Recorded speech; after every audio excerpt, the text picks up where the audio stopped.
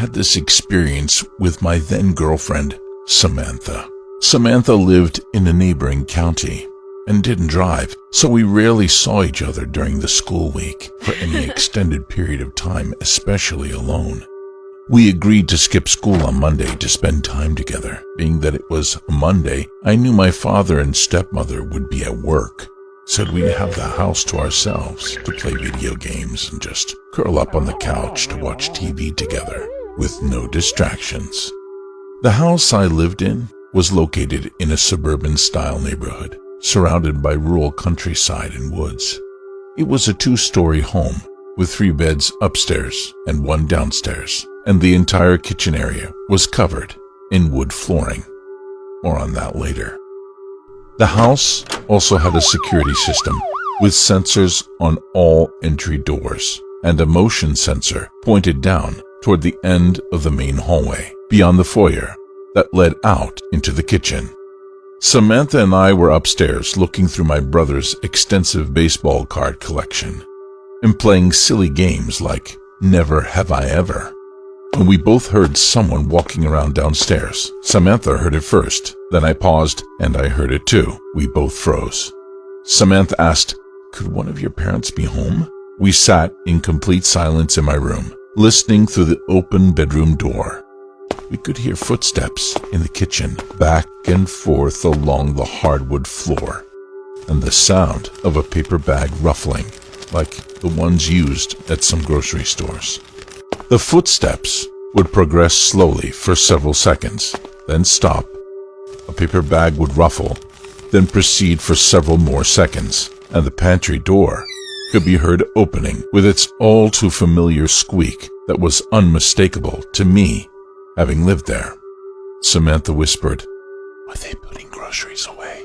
I said, "It's got to be my stepmom. She's the only one who does the grocery shopping."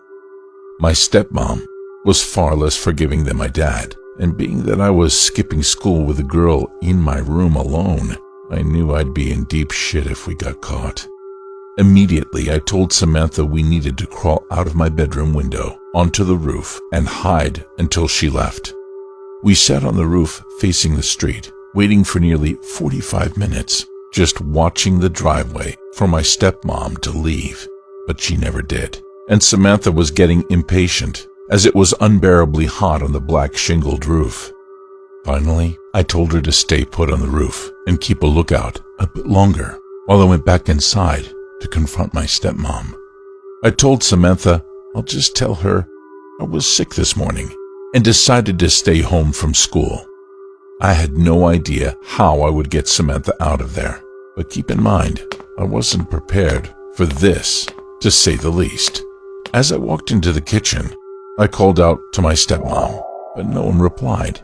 My parents' room was also downstairs, so I walked through the room, but no one was there. I proceeded to check every room in the house, but to my surprise, the house was completely empty.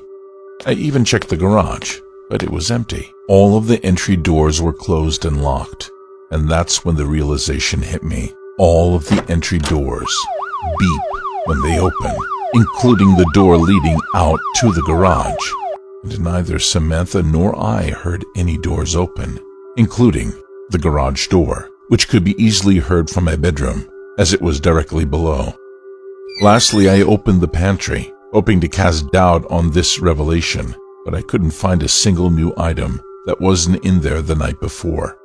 A cold chill ran down my spine. I ran upstairs and brought Samantha down from the roof, asking her if she saw anyone come or go. She saw no one. I never believed in ghosts before this day, and honestly, I wish I had a rational explanation for the whole experience. If my girlfriend hadn't been there to witness it with me, then I would probably chalk it all up to my mind playing tricks on me. I never actually saw a ghost, so I can't say for sure what it was, but I can tell you what we heard was real and convincing, to the point that my girlfriend and I never doubted for a second at that moment that it was anything other than a person in my house putting groceries away.